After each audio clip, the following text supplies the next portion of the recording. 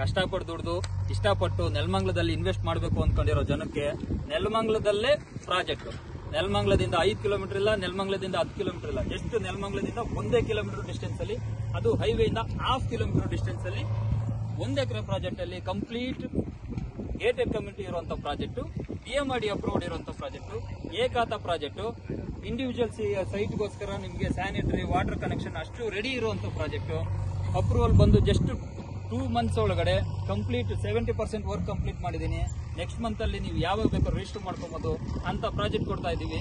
ಬನ್ನಿ, ಇಮಿಡಿಯೇಟ್ ಆಗಿ ಇನ್ವೆಸ್ಟ್ ಮಾಡ್ಕೊಳ್ಳಿ, ಸೈಟ್ ನ ನಿಮ್ದಾಗಿಸ್ಕೊಳ್ಳಿ. Thank you.